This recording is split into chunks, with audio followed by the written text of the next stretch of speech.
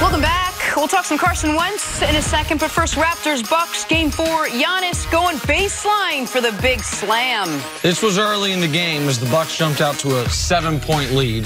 Giannis had two dunks, one very layup. aggressive early. Yep, and then quick timeout by Nick Nurse. Rest of the game, Giannis is 6 of 14. None of the snarling and stomping he was doing early as the Raptors took over. But he was great in the first few minutes. Snarling and stomping. That's what he was doing, man. He was snarling. Let's get you more from this one. Chris Middleton throwing the nice one-handed pass to a wide-open Eric Bledsoe for the layup. There it is. He steals this from my man Chris Paul. Puts a little underspin on it.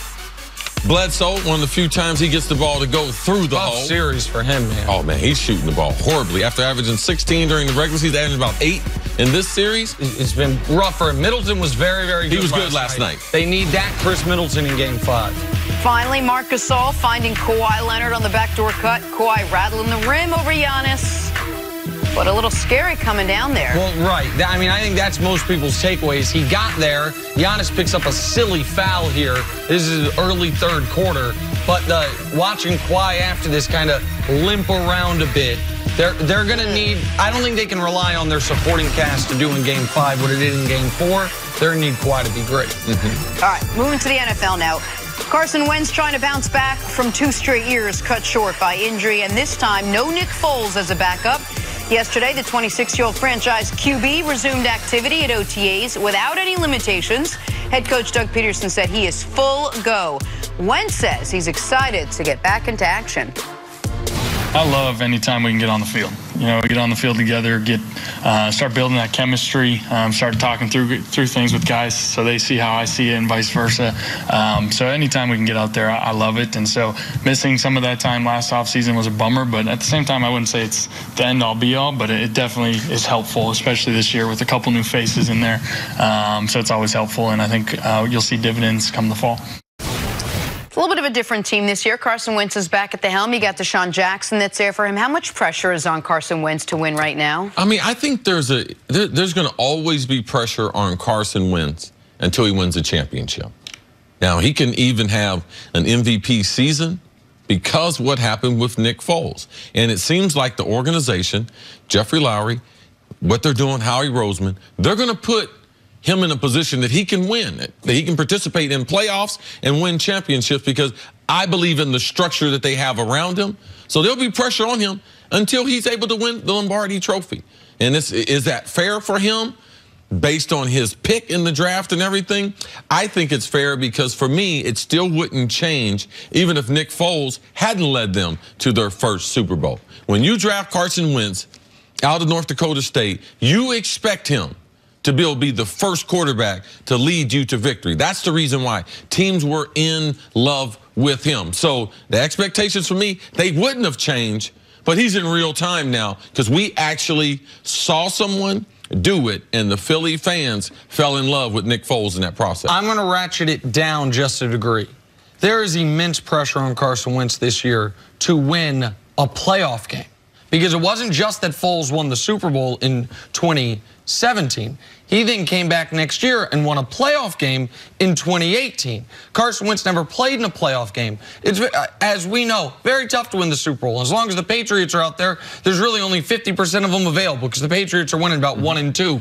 And so if we get to year 10 and Carson Wentz hasn't won a Super Bowl, then you start questioning, you know, what does it mean? Can he do? But for next year, for this season, the pressure is win your division, in a division where you're really only competing with the Cowboys, at least in my mind. You're not competing with Washington, who's either going to be starting a rookie quarterback or Case Keenum. We know you're not going to be competing with the Giants, who are either going to be starting a rookie quarterback or Eli Manning. They're in a rebuilding phase, even if they don't want to admit it.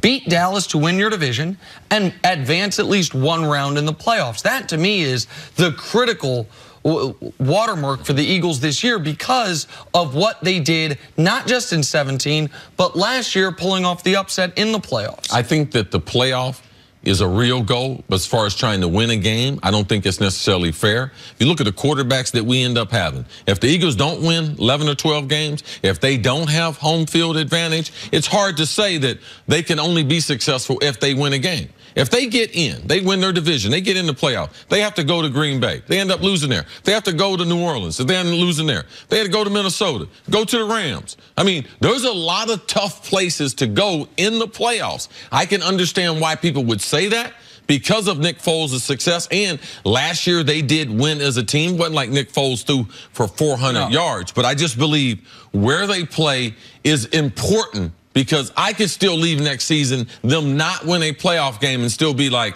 wow, Carson Wentz had an unbelievable season. But if they win their division, they're guaranteed at least one of those playoff games at home. Right. So if you get in as a wild card like they did last year, then you do have to go on the road and try to win. That's why I believe that the initial goal was to win their division. Win the division, and then you might have one of those really good quarterbacks coming to you, but you have those Philly fans that we were in attendance for when they were going wild against the Minnesota Vikings in the NFC Championship game. I think that's fair.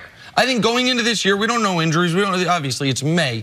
But I think it's fair to say, what's expectations for Philly? Win their division. What are your expectations for every team? Win your home playoff games. You're guaranteed at least one. That's where I'm setting it. But that makes sense. But your expectations for the Eagles, isn't a lot of that based on your expectations for Carson Wentz? And, I mean, as he goes, the team will go, especially now that this really is his team. You mentioned something earlier that was interesting. You like the fact that he's there day one of OTAs and he's not wearing the knee brace. Absolutely, because a lot of times what we see, quarterbacks especially, not positional players, they end up getting their knee hurt. They end up wearing that knee brace the rest of their career. Tom Brady, he is not going to play any football without that knee brace. We even seen in the video, Tom versus Time, very few of those videos does he not have that knee brace on. And from an organizational standpoint, Jenna, a lot of times the organization, they feel like we're going to make him stay in the knee brace because it will protect him when he can't protect himself. If someone falls on his knees, especially from the side, because that's what those knee braces really do. They stabilize the knee and protect you when you're in the pocket looking down the field, so you have that confidence that no one falls into your legs. But to take that off and to see him out there running, because Carson, let's not forget, a great athlete, not a good one. Him, Luck, Cam Newton, they all got around the same size, height, speed, power. Now, Cam is a little bit above them, but it's underrated how athletic Luck and Carson Wentz are. So that's a good little tidbit to pick up on, him not wearing the knee brace. If he's a wide receiver, offensive lineman, I wouldn't give it as much attention. But a franchise quarterback who hadn't signed his second deal, I believe it's great for his confidence, Jenna, and that organization that would release him to allow him to play without it. And you mentioned the addition of Deshaun Jackson. Watch for the addition of Jordan Howard. I thought he was a really good running back in Chicago. I was a little surprised, if I'm honest, that they didn't make it more of a priority to retain him. Their ability to run those RPOs with a more athletic Carson Wentz, with a more mobile Carson Wentz feeling healthy. Better offensive line. A better offensive, all those things. That could be really important for them. I think Jordan Howard's an excellent player, and I think they upgraded their running game, which should help him as well. All right, let's break there. Coming up, is Andre Iguodala right that Steph Curry is the second best point guard of all time? Someone's going to make a list. You're going to love my list. Andre's out here making lists. My list. Andre, Next up, First Things First. Oh, you're doing a list too?